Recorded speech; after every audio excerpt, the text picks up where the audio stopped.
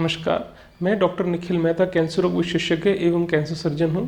मैं new life cancer clinic सी scheme में director हूं एवं HCG cancer hospital Mansarovar Shiprapath में सीनियर कंसल्टेंट कैंसर रोग विशेषज्ञ हूं।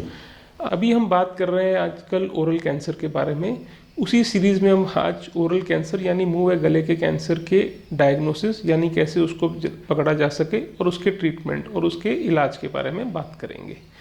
मुंह व गले के कैंसर के डायग्नोसिस के बारे में अगर हम बात करें तो इसके डायग्नोसिस के लिए सबसे इम्पोर्टेंट जो चीज़ है वो है बायोप्सी या फिर FNAC।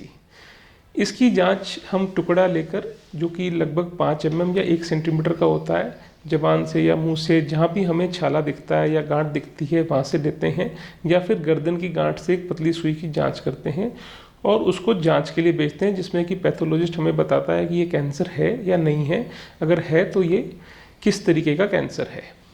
कैंसर के डायग्नोसिस के बाद उसके बाद उसे हमें स्टेज में निर्धारित करना होता है, यानी ये पहली, दूसरी, तीसरी या चौथी स्टेज कौन सी स्टेज है। ये देखने के लिए हम कई तरीके की जांचें करते हैं, या जो कि दूरबीन की जांच हो सकती है जिसको हम फाइबर ऑप्टिक लेरेंजोस्कोपी या डायरेक्ट लेरेंजोस्कोपी बोलते हैं, या फिर इसके लिए हमें CT स्कैन या फिर MRI स्कैन या फिर कभी कभी PET स्कैन भी करवाना पड़ता है। इससे हम कैंसर की स्टेज को निर्धारित करते हैं। कैंसर की स्टेज और साइट दोनों चीज़ें मिलकर ही कैंसर का ट्रीटमेंट होता है, क्योंकि हर मुंह के गले के कैंसर के लिए हमें स्टेज और साइट स्पेसिफिक ट्रीटमेंट रहता है। जब हमारा कैंसर का स्टेज निर्धारित हो जाती है तो हम ये निर्धारित करते हैं कि इसका इलाज क्या होगा। अगर हम मुंह के कैंसर की बात करें तो अधिकतर फर्स्ट या सेकंड स्टेज में जो कैंसर मिलते हैं तो उसमें मुख्य इलाज ऑपरेशन रहता है। ऑपरेशन द्वारा हम पहली या दूसरी स्टेज के कैंसर को जड़ से ख़त्म कर सकते हैं। अगर ये कैंसर तीसरी या चौथी स्टेज में पाया जाता है तो हमें कैंसर में ऑपरेशन के साथ कई बार कीमोथेरेपी और रेडियोथेरेपी या फिर पहले कीमोथेरेपी देने की आवश्यकता भी पड़ सकती है, या फिर तीसरी या चौथी स्टेज में अधिकतर ऑपरेशन के बाद भी रेडियोथेरेपी की आवश्यकता पड़ती है। अगर हम कैंसर के ऑपरेशन की बात करें तो इसको 3 विभागों में बांटा जा सकता है। पहला विभाग है जड़ से कैंसर को निकालना, जिसको हम कहते हैं वाइड एक्सीजन। इसमें हम कैंसर के पार्ट को निकालते हैं और उसके आसपास के टिश्यू लगभग 1 से 1.5 सेंटीमीटर के टिश्यू को भी निकालते हैं, क्योंकि हमें कई बार लगता है कि कैंसर उसके आसपास के कणों में भी चला गया होगा, तो हम उसको वाइड निकालते हैं ताकि उसको जड़ से ख़त्म कर सकें।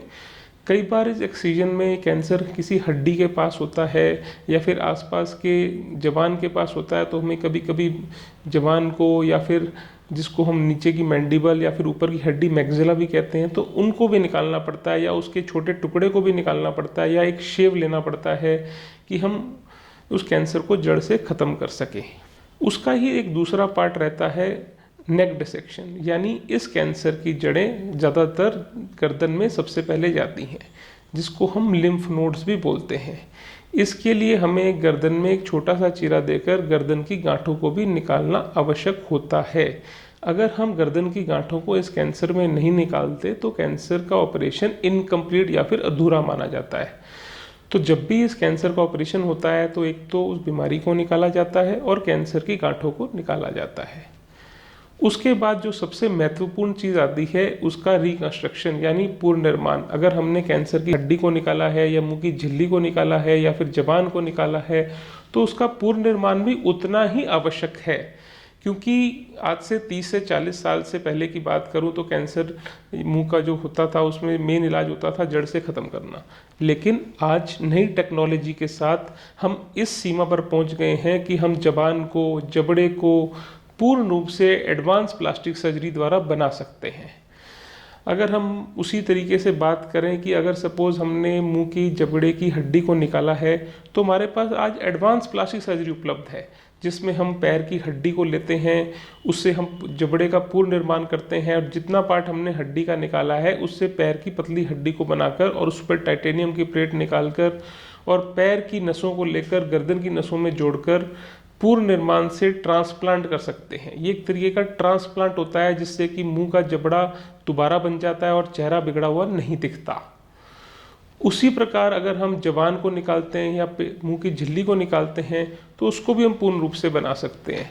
उसमें हम पैर के चमड़े को या फिर हाथ के चमड़े को लेते हैं, उनकी नसों को लेते हैं, उसको हम मुंह के अंदर फिट करते हैं और उनकी नसों को हम गर्दन की नसों से जोड़ देते हैं, जिससे कि मरीज को जबान निकालने के बाद भी बोलने और खाना निगलने में दिक्कत नहीं होती।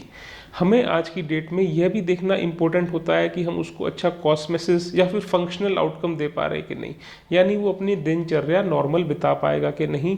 आगे का जीवन सिर्फ कैंसर को निकालना ही नहीं, उसको वापस बनाना भी उतना ही इम्पोर्टेंट है। अगर हम इस एडवांस प्लास्टिक सर्जरी से उसका ऑपरेशन करते हैं तो मरीज को एक तरीके से नया जीवन दान दे सकते हैं।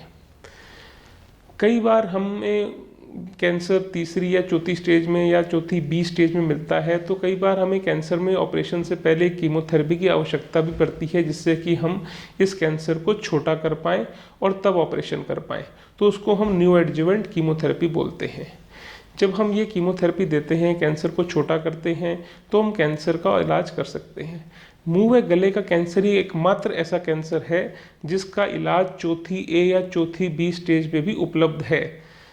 हम ऐसी स्टेज में भी मरीज का ऑपरेशन करके उसको नया जीवन दे सकते हैं। अगर ये मरीज तीसरी या चौथी स्टेज में आता है तो उसके हम जो भी टुकड़ा निकालते हैं उसको जांच के लिए भेजते हैं और गांठों को भी जांच के लिए भेजते हैं। उसकी रिपोर्ट के आधार पर उसका आगे का ट्रीटमेंट के लिए एक ट्यूमर बोर्ड बैठता है, जिसमें कैंसर सर्जन, रेडियोथेरेपी का डॉक्टर, कीमोथेरेपी डॉक्टर तीनों मिलाकर एक फर्म डिसीजन लेते हैं कि आगे के ट्रीटमेंट के लिए मरीज को क्या ट्रीटमेंट चाहिए। कई बार ऑपरेशन के बाद कीमोथेरेपी या रेडियोथेरेपी की आवश्यकता भी बढ़ती है। इसी प्रकार से अगर किसी मरीज को गले का कैंसर है तो उसमें हमें ऑपरेशन की आवश्यकता कई बार नहीं होती। हम उसकी आवाज़ की पेटी को बचा सकते हैं कीमोथेरेपी या रेडियोथेरेपी द्वारा भी, और मरीज़ पूरे तरीके से स्वस्थ हो जाता है 1 से 1.5 महीने के ट्रीटमेंट लेकर। रेडियोथेरेपी एक तरह की ठंडी किरणें होती हैं जो कि 1 से 1.5 महीने तक इलाज चलता है और मरीज़ उसके बाद पूर्ण रूप से स्वस्थ हो जाता है। कीमोथेरेपी उसी प्रकार एक तरीके के इंजेक्शन होते हैं जो कि 2 से 3 हफ्ते में या हर हफ्ते में लेने पड़ते हैं, जो कि ऑपरेशन के बाद या फिर ऑपरेशन से पहले भी लेने की आवश्यकता पड़ सकती है।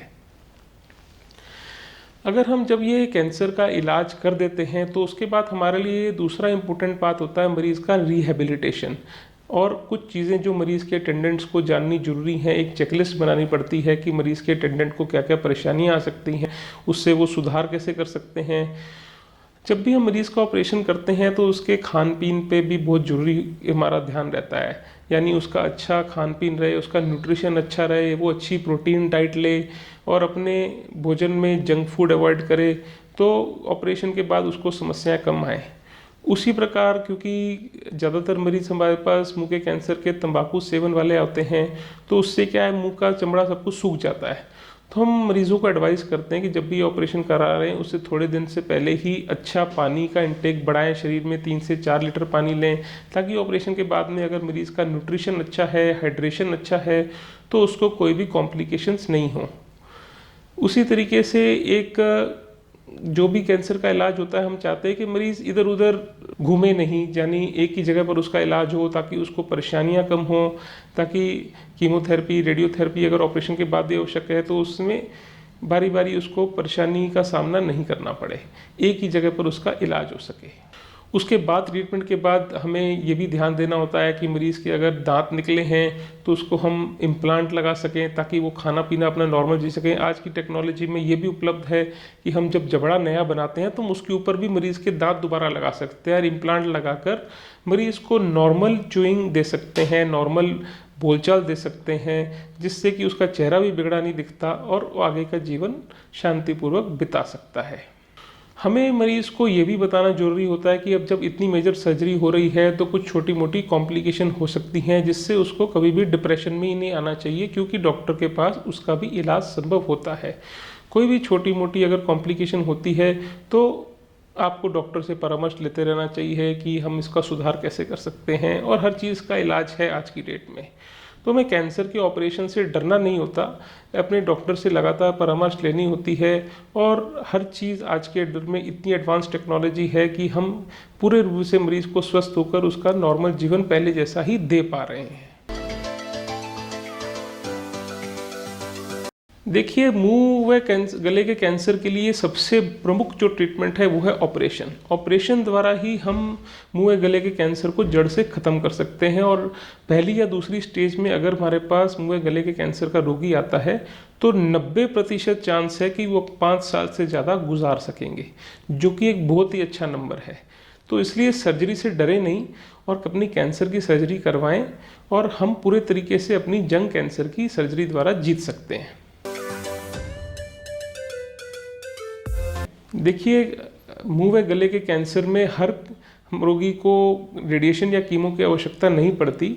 जो लोग तीसरी या चौथी स्टेज में कैंसर के ऑपरेशन करवाते हैं उनको हमें ट्राई मोडालिटी ट्रीटमेंट या बाई मोडालिटी ट्रीटमेंट यानी ऑपरेशन के बाद रेडियोथेरेपी या कभी कभी और कीमो रेडियोथेरेपी के मिश्रण से भी ट्रीटमेंट देना पड़ता है, क्योंकि कुछ ऐसी बीमारी होती है जो हमें आंखों में नहीं दिखती, माइक्रोस्कोपिक डिजीज़ होती है। उसको जलाने के लिए हमें कीमोथेरेपी और रेडियोथेरेपी की आवश्यकता पड़ती है, जो इलाज लगभग 1 से 1.5 महीना चलता है और उसके बाद मरीज रोगी पूरे तरीके से स्वस्थ हो जाते हैं। देखिए, इस ऑपरेशन के बाद मरीज़ को 1 से 1.5 महीना लगता है, जिसमें कि वो पूरे तरीके से अपना खाना पीना खा पाए। उसके लिए कभी कभी हमें नाक में ट्यूब या गले में ट्यूब, जिसको हम ट्रिक्योस्टोमी बोलते हैं और राइट्स ट्यूब बोलते हैं, डालना पड़ सकता है। ये हम ऑपरेशन के समय ही कर देते हैं ताकि मरीज़ अगले दिन से ही अपना नाक से खाना खा पाए या और गले से सांस ले पाए। ये टेम्परेरी होता है, कईयों में ये ट्यूब तीसरे दिन ही निकल जाती है, कई लोगों में ट्यूब हफ्ते 10 दिन में निकल जाती है। जब तक मरीज़ अपने खाने पे पूर्ण रूप से निर्धारित नहीं होता तब तक इस ट्यूब को रखते हैं।